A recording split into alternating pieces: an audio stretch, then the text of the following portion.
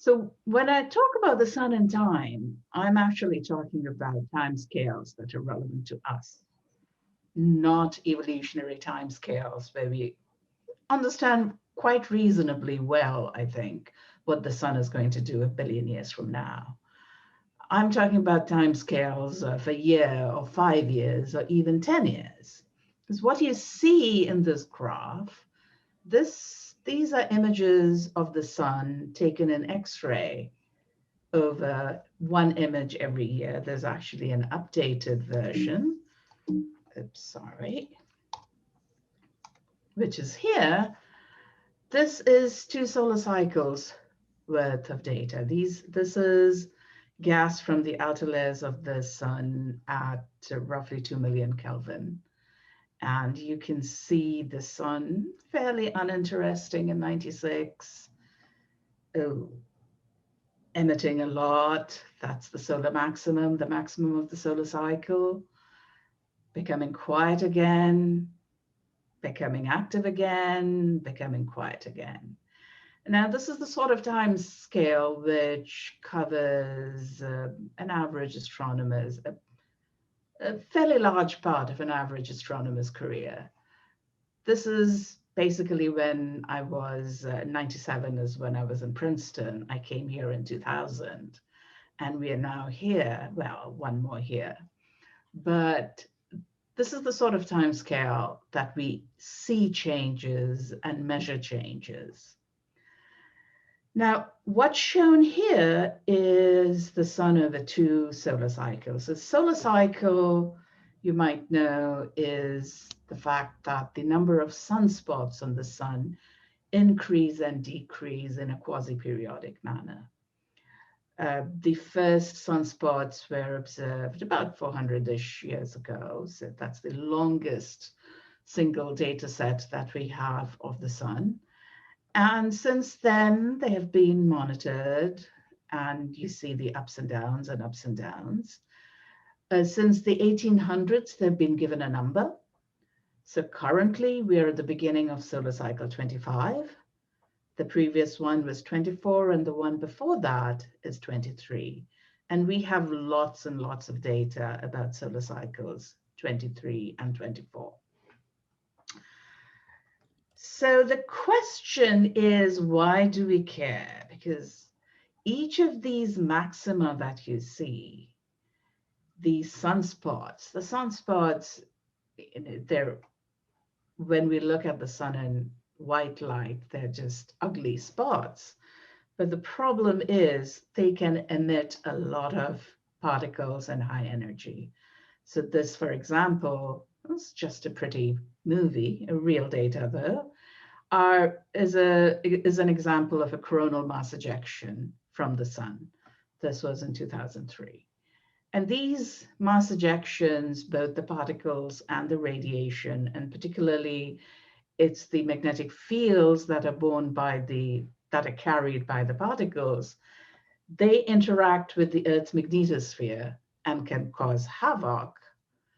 And the first indication of an effect of such an emission on technology was the so-called Carrington event of 1859. The most technologically advanced stuff at that time were telegrams, so telegraph wires. And basically what the operators found is they got shocks when they tried to send a telegram. The wires were overloaded with electric current because of all the charged particles from the sun. A Carrington event today is going to be catastrophic. It'll cause trillions of dollars in damage. And the worst part is it's not life directly that is affected. It's technology. And so communications is going to, and power outages, that's going to be the main thing. So that's one of the reasons, of course, we really care about the solar cycle, other than the fact that intellectually it's a very interesting problem to look at, okay? And the issue is, when it comes to studying the effects of the sun on society, is that we cannot predict when the events will occur. And for that matter, we cannot even predict the strength of the solar cycle. How many sunspots there are going to be on the sun when the sun is at maximum magnetic activity? And to take a look at how bad we are, so this axis is the number of sunspots, so sunspot groups actually. Each of these bars is a prediction of how strong cycle 24 would have been, should have been, okay? This is where it ended up, this blue line. This was the mean of all the projections, okay? So clearly, even as recent as about 10 years ago, we had no idea of how to predict the strength of the next solar cycle. Do we know anything now? Only time will tell. These are the predictions for cycle 25. There is a change in the scale of the axis here. That's because people who count sunspots came together and figured out that the historic sunspot numbers were not quite being counted correctly. So this was where cycle 24, which is the previous cycle, the one that just ended, was. And this is the average of all the previous maxima. And the question is, which of these predictions is going to be true for the next cycle? Well, we'll wait and see. We have to wait and see. We have no idea. At least the range here is less than the range in the previous graph. Does that mean anything? Who knows? Because you see that there are fewer predictions this time around than the last time. I think people got really embarrassed the last time. So what do we do? So my approach is, okay, before we can really understand what's going on, let's try to find out what is going on. And let's get to the root of things to see, after all these sunspots are being caused by cyclical magnetic fields that are generated inside the sun. So the question is, what is going on inside the sun on these timescales? And to do that, you can use helioseismology. So with helioseismology, we can not only figure out what the solar interior looks like, we can also try and determine, are we looking at any changes? Can we see any changes in structure? And I'll give you the punchline there. Changes in structure are difficult, but we can also determine solar dynamics, flows inside the sun, and look at those changes. And we do see enormous changes there over the cycle. So for those of you who are not familiar with helioseismology, let me just give you a very brief introduction. By now, we have a lot of helioseismic data. BISON is the Birmingham Solar Oscillation Network. It observes the sun like a star, meaning it's a 1-pixel observation. So for those of you who use astroseismic data, that'll be the most familiar to you. The other three, GONG is a ground-based network. MDI was an instrument, it still is rather, an instrument on SOHO. It was switched off after HMI started observing. So we have a lot of data. We have data over 2 solar cycles. So what's helioseismology? What do we do? Well, the sun oscillates in different modes. The nice thing about the sun is that the oscillations are very low amplitude, so we can explain them using the equations of linear adiabatic oscillations. And in the case of the sun, most of the modes that we observe are acoustic modes, or P modes as we call them, because the restoring force is pressure. But because we're able to make resolved images of the solar disk, we can also determine frequencies of surface gravity waves. These we call F modes. Once upon a time, helioseismologists used to call them the fundamental modes, but then we started talking to stellar pulsation people for whom the fundamental mode is the lowest frequency radial mode. So we just call it the F mode these days. So F modes are very simple in the sense that they have a very simple dispersion relation where omega squared goes as G times K, K being the horizontal wave number. So they're really good to study things that are happening at the surface. And each mode can be labeled by the degree, which is the number of nodes on the circumference. That's just the spherical harmonic degree. We're all used to spherical harmonics. The radial order, which is roughly the number of nodes in the interior. And the azimuthal order, which is the number of nodes along the equator. And that goes from plus L to minus L. Just try and remember your quantum mechanics from your undergrad days, and it's exactly the same. Now, if the sun were spherically symmetric and did not rotate at all modes with the same L and N but different M's would have the same frequency. Think of hydrogen atom wave energy levels. M's don't come in till you apply either electricity or magnetism to lift the degeneracy. In the solar case, rotation can lift the degeneracy and give rise to what we call rotational splitting. So every peak of a given L and N will be split into 2L plus 1. Except the problem is we have, in this case of the sun, we have observed modes of L of 200, L of 250, L of 300, which means we will, for any given N and L, if we really wanted to find the frequencies of these individual split modes, we would have to fit a lot of peaks and it'll get noisy. So instead, what we do is we describe the frequency as a central frequency and an expansion in a polynomial. It's a Clebsch-Gordon type polynomial. The nice thing about this expansion is this central frequency, you can see my arrow, right? Yes. Yeah, good. The central frequency depends only on the structure. This is what we use to find structure. The odd order coefficients, we call them the splitting coefficients or A coefficients, depend on rotation. And the even order splitting coefficients depend on the second order effects of rotation and things like magnetic fields and other flows. So it's the central frequency and the odd order splittings that have given us most of the results in helioseismology.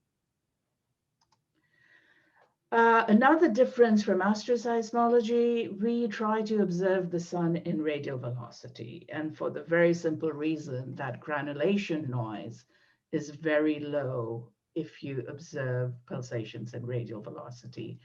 And what this figure shows is the result of 20 days of observation of the sun by two different instruments. They both do sort of, they observe the full sun, but they do sun as a star measurement in the sense that they average the data to a 1 pixel data. This is in velocity, this is in intensity. And you can see what happens in the low frequency regime. If we want to measure these really low frequency modes, we can't afford to do it in intensity because the low frequency part of an intensity power spectrum is dominated by granulation, and we don't want that. We really want these modes because they carry a lot of information. So what do the data sets look like? This is just one example of a one-year data set, and I've color-coded it for a couple of reasons.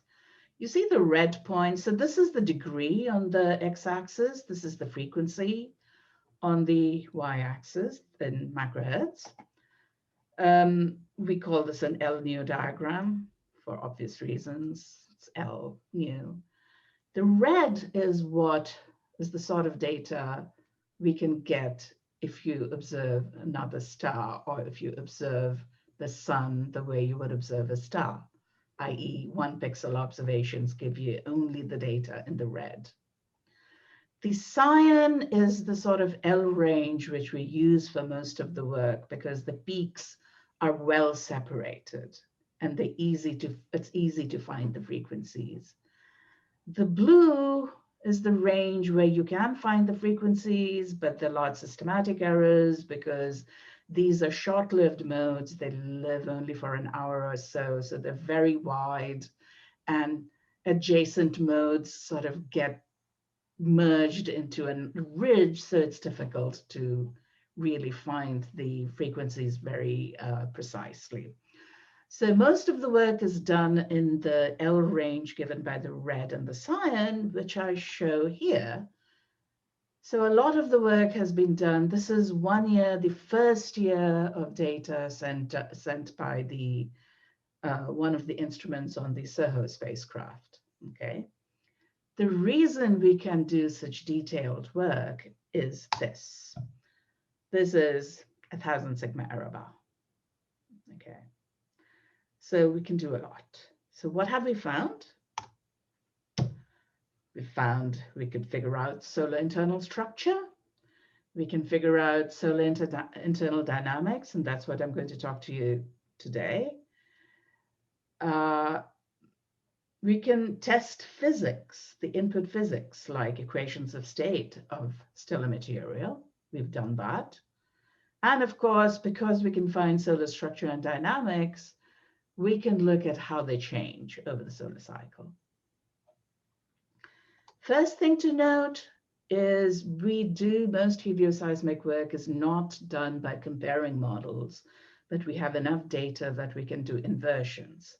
So because the frequencies depend on the structure, we can use the frequencies directly to figure out the structure.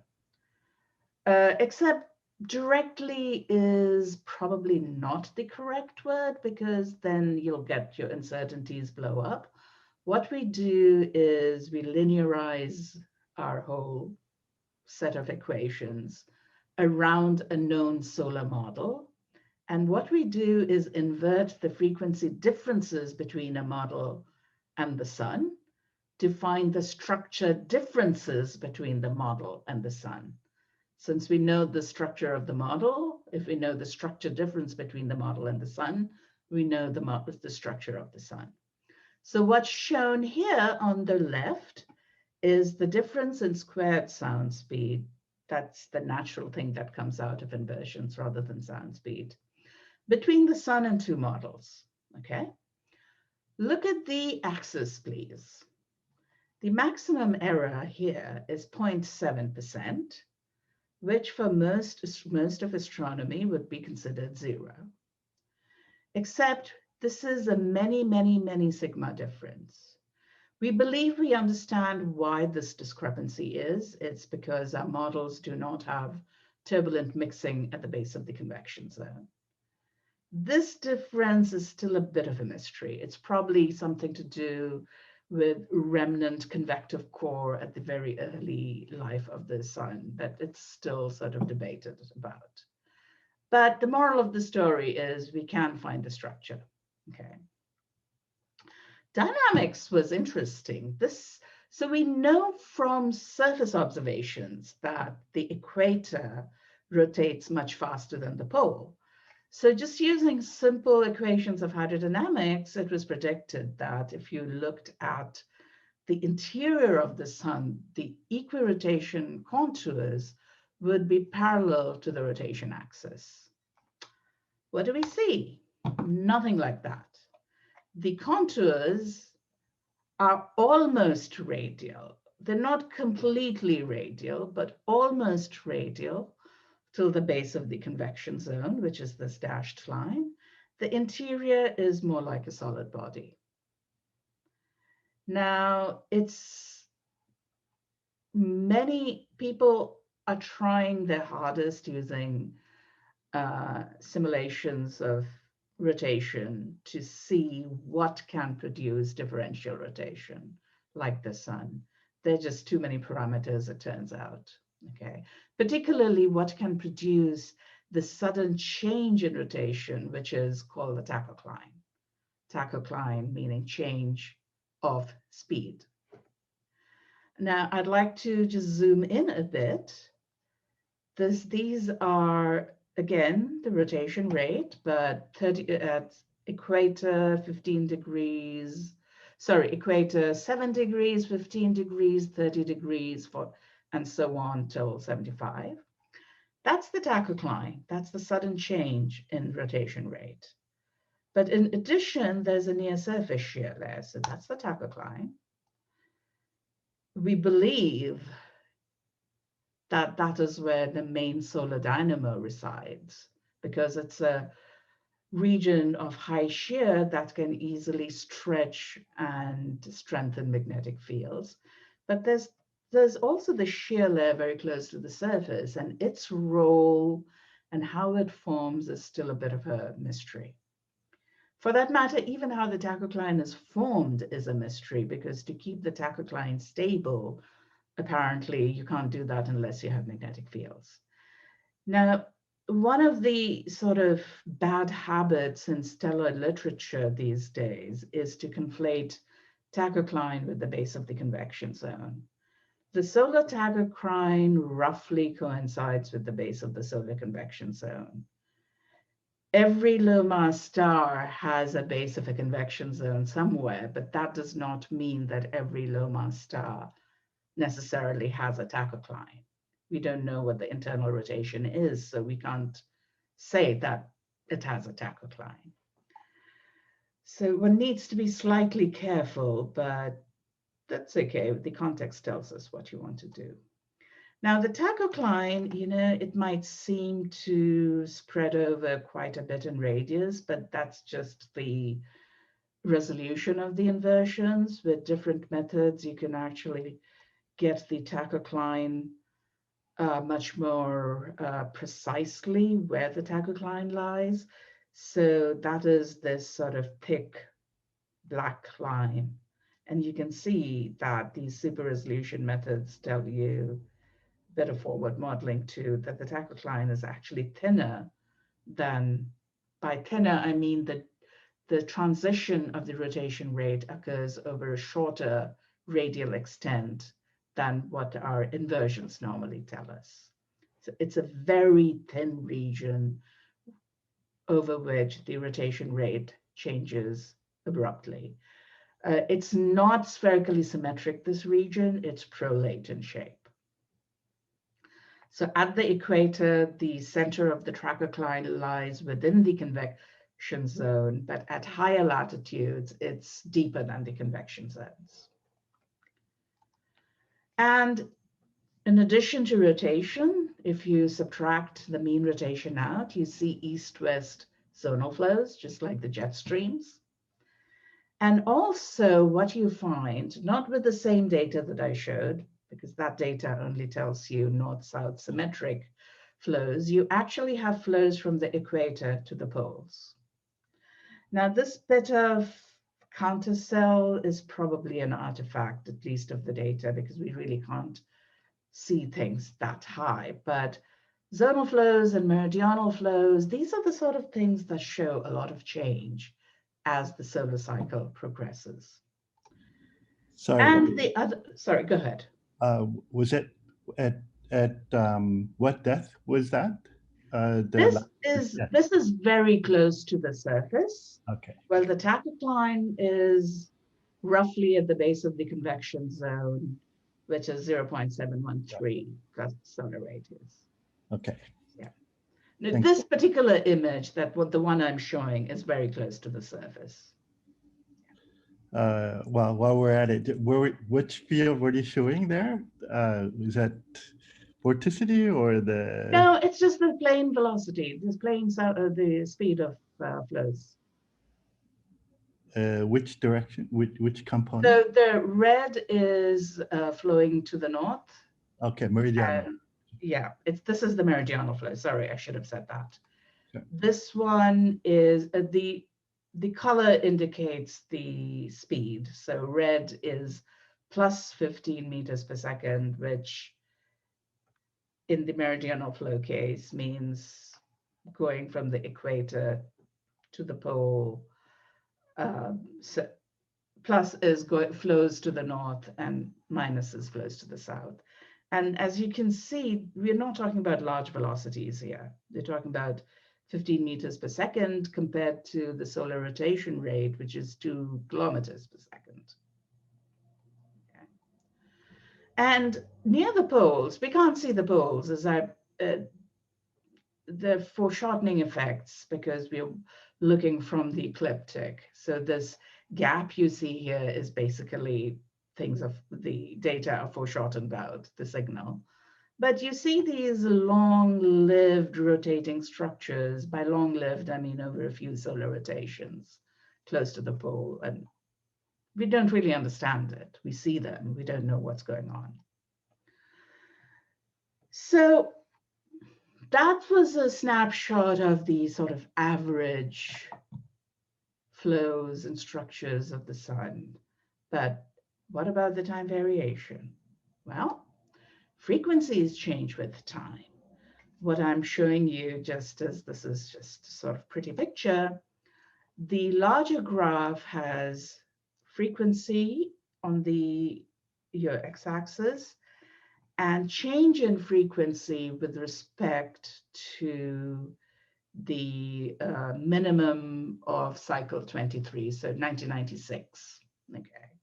So it's frequency at a given time minus frequency in 1996 as a function in the main graph as a function of frequency. You'll see that higher frequency modes change more. And in the inset, I show the average change as a function of time. And once I play the animation, you'll see that the average change actually looks just like a graph of the sunspot, how the sunspot changes with time.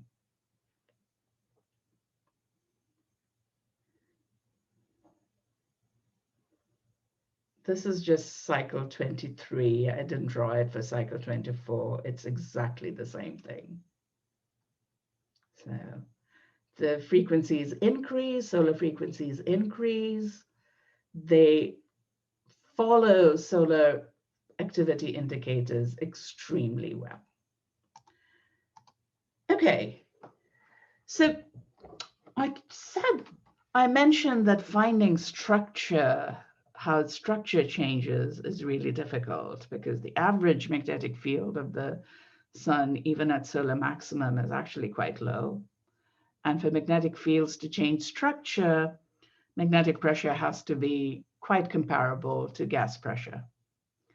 Now, there are regions of the sun where that is possible, and sunspots are those. So these are just a collection of sunspots. These are active regions. So the white and black are the two different polarities.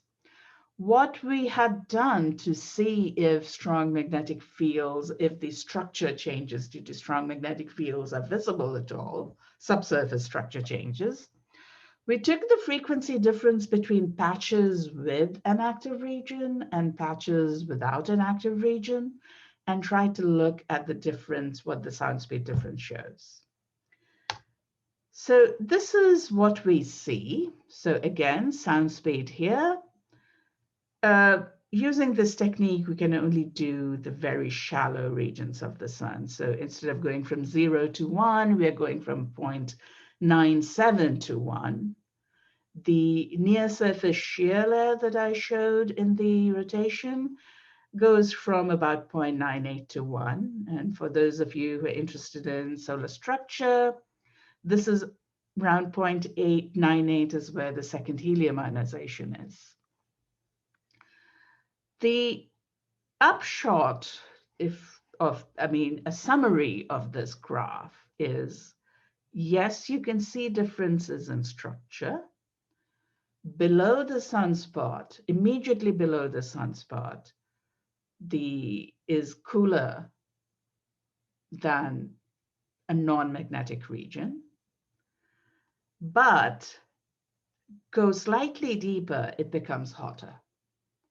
So it's almost as if there's a magnetic dam which is keeping the flux contained.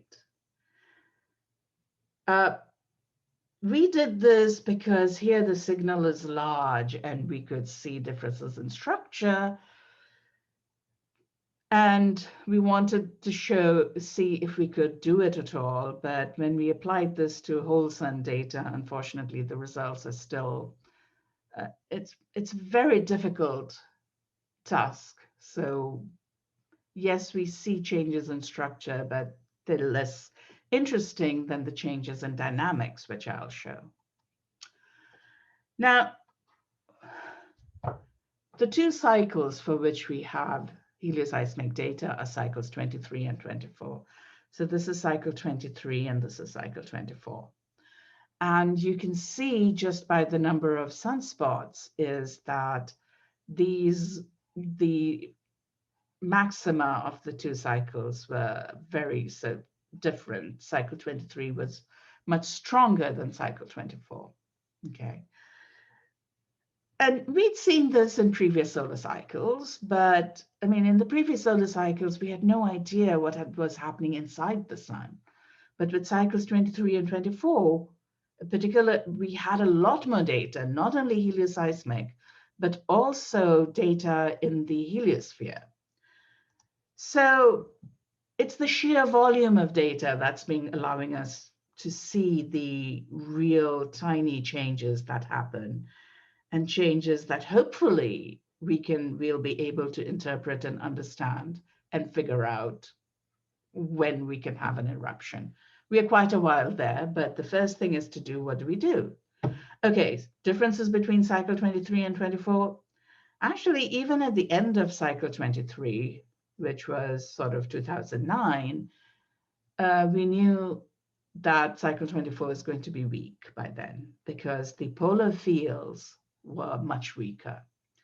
The polar fields at the precursor solar minimum seems to be the best predictor of the solar maximum. Okay. The solar corona, which is the outermost hot gaseous layer of the sun, also looked different. A normal, quote unquote, normal solar minimum corona is almost a planar structure along the equator. This is what the structure was before the minimum of cycle 24. So clearly there are changes. Solar winds behave differently. This is solar wind velocity as a function of latitude. 0 is the ecliptic. And as a function of time. At the minimum before cycle 23, high velocity solar winds came down to the mid-latitudes. Before cycle 24, they were stuck at high latitudes. So the sun was, something was restructuring in the sun. The cycle maxima were different too. That's a different story. The interesting thing is there are clues present to changes in the frequencies and which we missed till after the fact. And what I mean is that the changes in solar frequency, you might recall me saying that they follow solar activity indices. So these are the changes in sort of high frequency modes, medium frequency modes, low frequency modes. Those are given marked by the black points. The red is the 10.7 centimeter radial flux, which is a very good indicator of solar activity. Blue is the number of sunspots. We've sort of scaled them to see that they follow each other. But if you look at, this is the cycle 23 maximum. After the maximum, the correlation has sort of worsened. And if we look at the low frequency modes, cycle 22, there was a correlation. Cycle 24, cycle 23, there was very little correlation. And if we remove this 2-year period that we see, for various reasons, some of us think it's a second dynamo, but that's a different story. You can actually see how the correlation worsens. So there were indications which we had missed, because when we saw this in 2012, by then I mean, these are data long before that. We should have guessed something was happening. We didn't. Now, so the average rotation rate across the cycles are also different, which we don't know what it means, but okay. But the more interesting thing is the change in zonal flows. Remember, zonal flows are these banded flows across which across the surface of the sun appears as banded flows. Some people refer to them as torsional oscillations, but they actually go deeper inside. We can actually detect them quite well up to the tachocline. And what you're seeing here is the zonal flow changing. So this is in meters per second, zonal flow changing as a function of time. Okay. This is not how we generally present this result because this is obviously confusing. What we do is for a given depth, we show it as a function of latitude and time. This is cycle 23. This is cycle 24. Look at the strength of the flows. This poleward arm of the flow was much stronger in cycle 23 than in 24. Now, a problem with the zonal flow is the way we define it. What we do is take an average rotation rate and subtract, or rotation velocity actually, at each point in radius and latitude, and subtract that average from the velocity at any given epoch. So unfortunately, the results depend on what average you're subtracting out. So we haven't quite figured out a more robust measure of this. Because when we first started getting cycle 24 data and we subtracted the average of the rotation rate right from the beginning to right from the end, this velocity, this flow pattern completely disappears into the noise. That's because the cycle 23 velocities sort of pop up. Cycle 23 was faster than cycle 24. So in fact, there were some, fortunately, there were not papers. There were reports out saying, oh, the sun's magnetic cycle is shutting down. Maybe we are going towards a Maunder minimum because this, you see this branch here of flow? That's a precursor for the next cycle. So long before the end of cycle 24, we could see cycle 25 beginning. You see the next cycle beginning in the subsurface flows at the maximum of the previous cycle. So this is at a depth of 0.98 solar radii.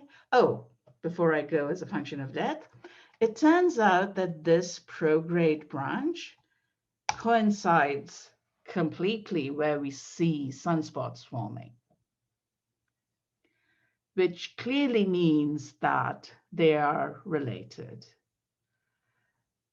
How is still a bit of a problem. So basically, I call it the chicken and the egg problem. Do the formation of sunspots change the flows, or do the flows cause the sunspots to form? Because the spatial correlation is most not with the flow itself, but with the latitudinal gradient of the flow. But we had first seen this coincidence, I would say, in cycle 23. We said, okay, let's wait another cycle to see if it's still there, and it's still there, even though the cycle is very weak, much weaker than previously. The zonal flows vary as a function of depth. So this is what I had shown earlier.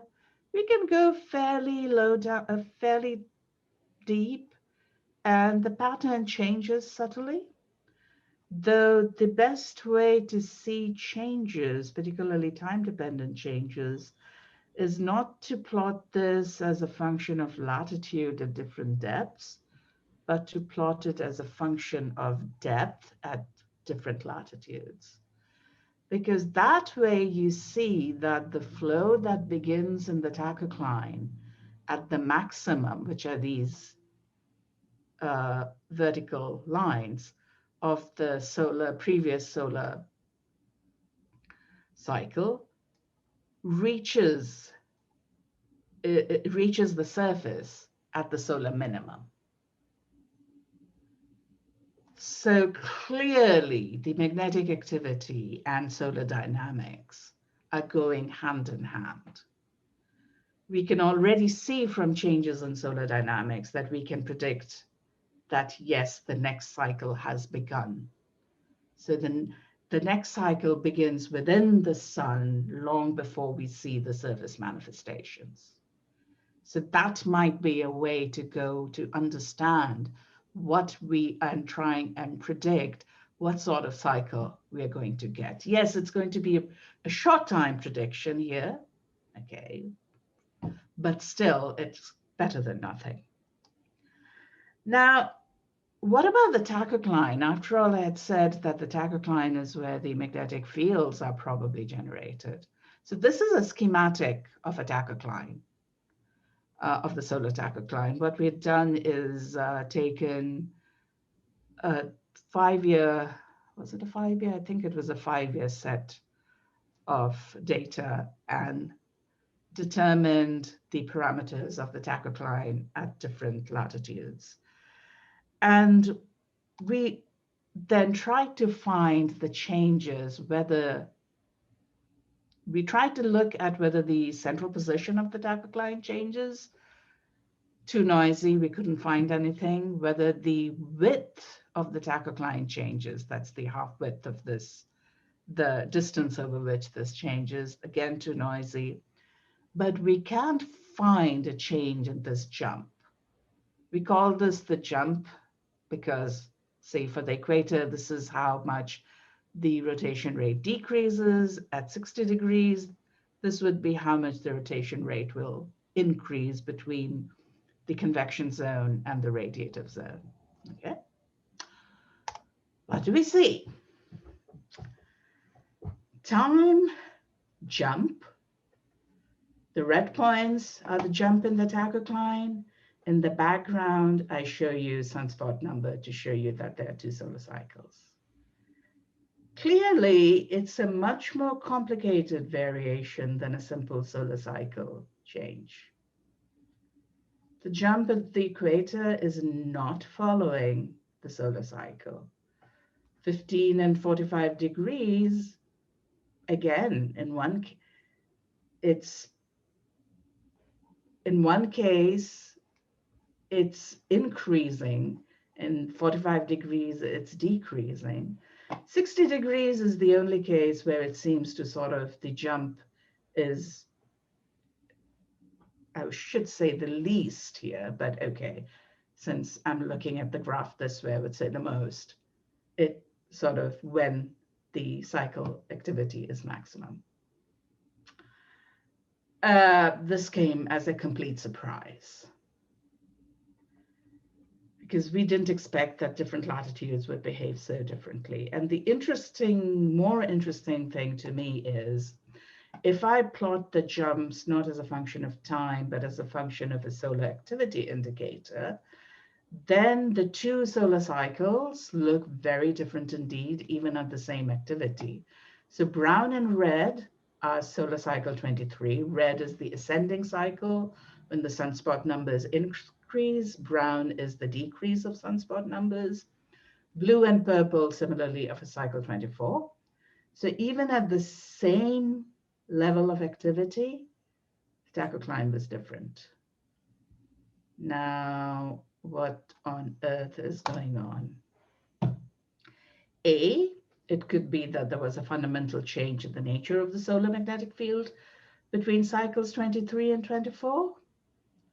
Or B, it could be more, I shouldn't call it a more mundane explanation because we are talking about the sun after all, but perhaps it could mean that the changes in the sun occur not over a sunspot cycle, but over a magnetic cycle, which is a Hale cycle.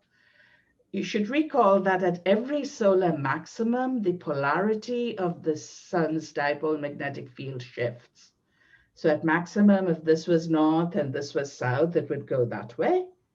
And then at the next maximum, it would go back again. So the magnetic cycle is a 22-year cycle. Well, the solar cycle, roughly 22, where the solar cycle is half of that. So the sunspot cycle is half of that. So maybe what we are seeing here is the Hale cycle. So we need data for the maximum of cycle 25, up to the maximum of cycle 25, to figure out if it is indeed a Hale cycle or not, which means we have to wait for another 4 or 5 years. Yeah, to study solar cycles, you have to be very patient, unfortunately. Okay, so I want to shift gear completely and talk about, I did say I'm going to talk about the sun in time and other mysteries. What about the other mystery?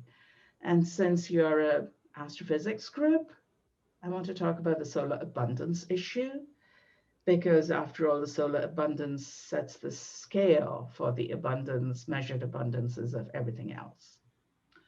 So what's the issue? Consider the models I had shown you earlier. The sound speed difference there was about 0.7%. So that's similar to what you see with the red model in this curve. The red model was constructed assuming that the solar metallicity was given by the metallicities observed by Groves and Sauval 1998, where Z over X, the ratio of heavy elements to hydrogen, is 0.023. In the early 2000s, there was a group led by Martin Asplund who analyzed the solar spectrum using 3D model atmospheres derived from convection simulations, and also using some non-LTE effects. And in 2005, they said, no, Z over X is 0.065. When you make a solar model with Z over X of 0.065, you do not match the base of the position of the base of the convection zone, and your sound speed difference at the base of the convection zone goes from 0.7% to more than 2%. Okay. Then the same group increased their estimate slightly to 0.019. So of course the models become better. But they've been sort of saying, yeah, that is it. That's the last, that is the most definitive result. So this is Asplund, Groves,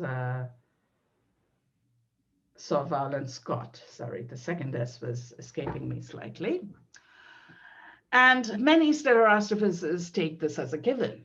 However, around the same time, Elisabeth Caffau from France and another group used, again, 3D atmospheres, but used slightly different non-LTE effects and got a higher abundance, which gave solar models that are, again, very close to the Groves and Sauval. But for some reason, stellar astrophysicists never really bothered with this one. I don't know. So the question came to what's going on. This discrepancy at the base of the convection zone, the biggest one, there are other subtle problems, but this is the biggest visible discrepancy, is an issue with the opacities. If you have higher abundances, you will have higher opacities, which means your convection zone will be very deep. Even at high temperatures, you can have convection. Normally, you have convection like in the envelope because the temperatures are so low because opacities are high at low temperatures.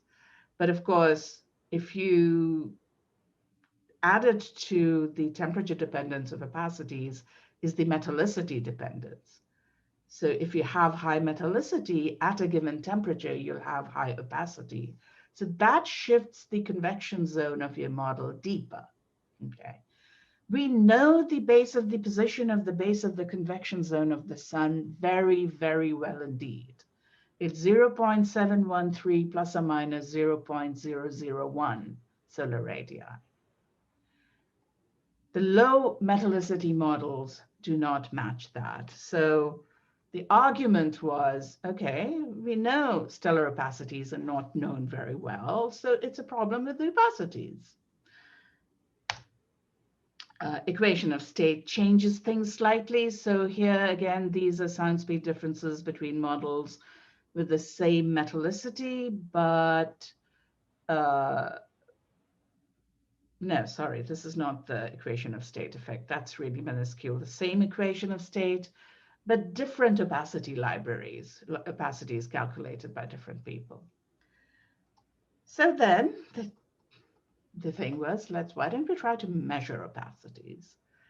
So a group in Sandia Labs used their laser facility to measure ion opacities at roughly the temperature, and I shouldn't say roughly the temperature, at the temperature and the electron density, which at the base of the solar convection zone, okay? So, but they were looking at transmission images, of course. And lo and behold, the measured opacity was higher than the calculated opacity. So the question, of course, is this was just ion. Opacity is wavelength dependent. How would it affect stellar models? And the question is, even the people who did the calculations weren't quite sure how to convert this into a change in the Roslin mean opacity. But of course, this was transmission spectroscopy. This was the first time they found an opacity, and it was a very difficult experiment. And there were questions as to, were the experimental results correct? So that was the first question. And the second is, there was a hypothesis after these results came out, saying that the discrepancy between the calculated, that is the blue, and the measured, that's the red, opacities is because of a particular configuration of ion at that temperature. Ion at that temperature is very like, it has lost most of its electrons, except the innermost two. So it has the N shell complete, but the L shell has missing electrons. So that the next measurement, what they did was they look at 3 different elements. Nickel at that temperature looks exactly like neon. It has 2 electrons in the lowest orbit, and a full second orbit is completely full. This is what neon looks like normally. Iron has 1 hole, chromium has 3. So the aim of the second experiment was twofold. One is to see if the first measurements were correct. And the second is if the L vacancy in this shell is the reason for the discrepancy, then chromium will show a higher discrepancy than iron, and nickel will not show a discrepancy at all. What do we see? Let's look at the continuum first. Nickel doesn't really show a discrepancy. Chromium doesn't show either. It's only iron that does. So what's going on? We don't know, okay? And of course, fitting lines is difficult because these are different, 4 different calculated opacities. These are 4 different measurements of a particular line, nickel line. So the measurements are pretty stable.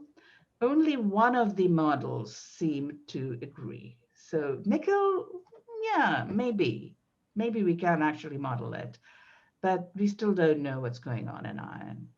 And opacity is messy. So the question is there anything else that can give us a hint? And we look to something cleaner, neutrinos. Now, helioseismology, in some sense, settled the solar neutrino problem. Oops, my apologies.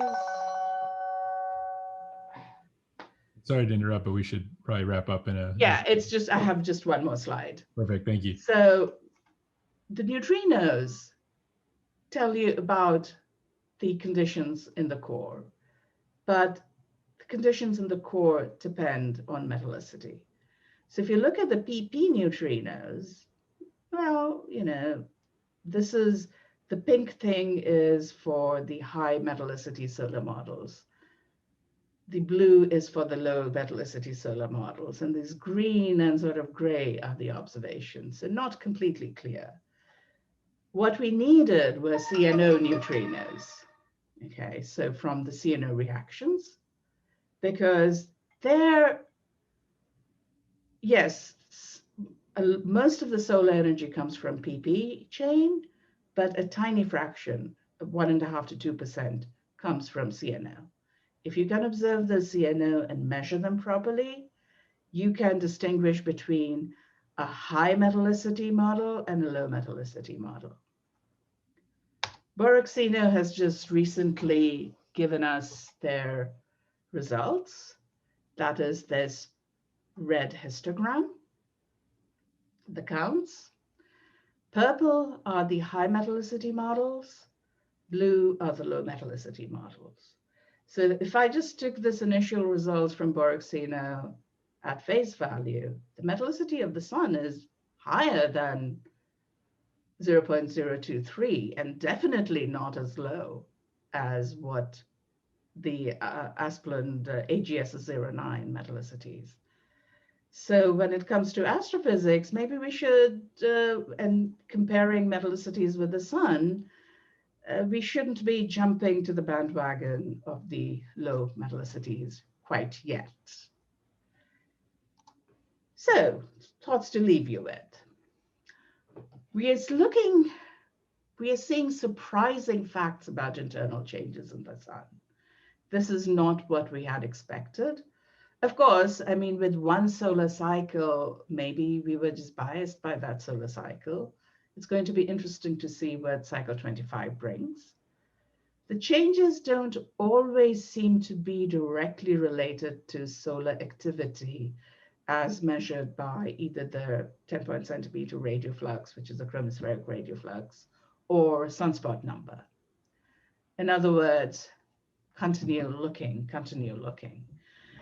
And thanks to the neutrino observations, we might actually be able to solve the solar abundance issue once for all. It's a controversy that's been going on since 2004. Maybe we'll see that end anytime soon. So thank you for your attention. Thank you. Thank Thank you. you very much for the very interesting talk. I appreciated the update about the solar metallicity issue, because that's something as a galaxy formation person, we just kind of take that input. And I hadn't actually realized, I was familiar with the Asplund result, but I haven't realized, I wasn't aware of the more recent one. So I especially appreciate that. Do we have any questions for Sarbani?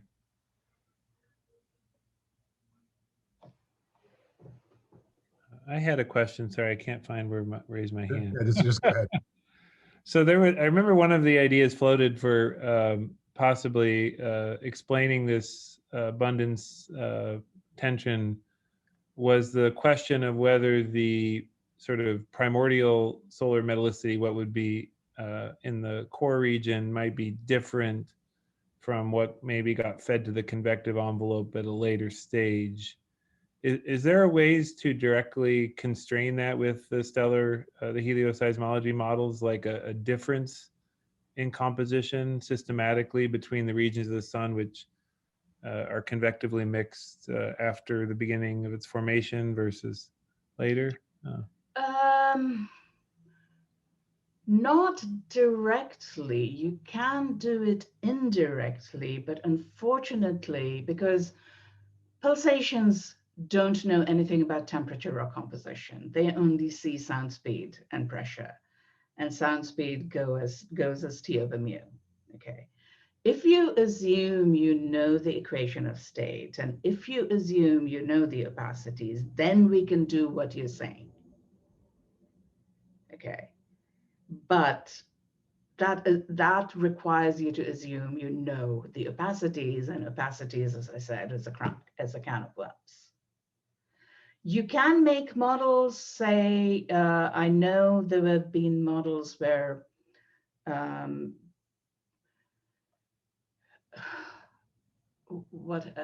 let's see, where people basically dilute the surface later by assuming comets fall onto them. But again, if you then take the seismic data of those models, the structure doesn't match. So Thank the you. base of the convection zone still doesn't go deep enough. Yeah, that was the nature, because I remember there were some discussions about whether the planet formation process could be, delayed enough that you could dump a bunch of, different metallicity gas onto the surface. So it's interesting you're saying you may be able to rule out some of those. Yeah, so anything you can rule out, any process, rule out or in any process that will affect the position of the base of the convection zone. Okay, we know that well. The other subtle things which people don't generally consider, but we find, we sort of get, because it's a very nitpicky thing to do. If you take an Asplund abundance model and you look at in the upper part of the convection zone, you look at the signature of metal ionization, because in an ionization zone, gamma 1 decreases. So the biggest signature is helium ionization, but there are small signatures of metal ionization. They don't match what you see in the sun.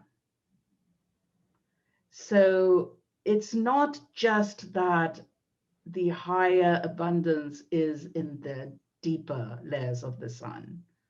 It's also in the shallower layers. Okay. Interesting. Thank you. So I'm looking for neutrino results. I think that's the only thing that can sort this problem out once for all. It was very exciting to see those Borg-Zeno results. Yeah, thank you. Do you have any additional questions? You should feel free. You can just start talking if you can't find your hand raise feature. Yeah, they've changed the hand raise feature. It's now in the reactions thing, no longer in the participant thing. It's really annoying. The new version of Zoom, because yeah, they changed everything. Just as people are getting used to it. Yeah. So I actually had a kind of non-science question. So I thought that Carrington event you mentioned was super interesting, and so the kind of natural thing I wonder is this something then, like say the DoD has a strong interest in funding this kind of research to improve the models? Is there a lot of money coming in order to predict? You would think. No, Air Force has some money for this. Because after all, there was actually an incident in 1967, which another solar event, which scrambled US radars in Greenland, and US thought it was Soviet jamming and scrambled bombers and everything. And this was fortunately the beginning of the Air Force solar physics group. And so they were able to figure out that it was the sun and not the Soviets. So there was a tense few hours apparently. But so the Air Force is doing some work. The other thing is people are trying to look at, so we still have the SOHO satellite, which is sitting at L1.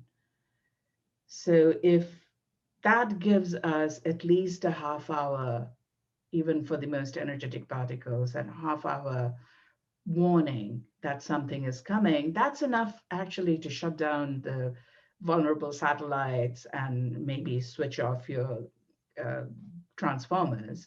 The problem is that doesn't help astronauts who may be up, in their shuttles or at the space station. The thing that is being done is trying to look at other stars to see if they have Carrington-like events. And the interesting thing is there are lots of superflares in stars that have been observed by Kepler. And the problem is it's been difficult to figure out how to apply them to the sun. Most solar flares are not white light flares. And yet, all the flares detected in Kepler data are by definition white light flares. Otherwise, you wouldn't detect them in Kepler data. So it's a bit of an issue what's going on, because if Kepler data were to believe, we are overdue for another Carrington event. Thank you. And then we have a question from Hi, Sam. Hi, Sarbani. Thanks very much for this great talk. So my question was if we could use, or if you think we could use astroseismology of, say, decade-ish long data sets to probe magnetic activity differences in otherwise similar stars.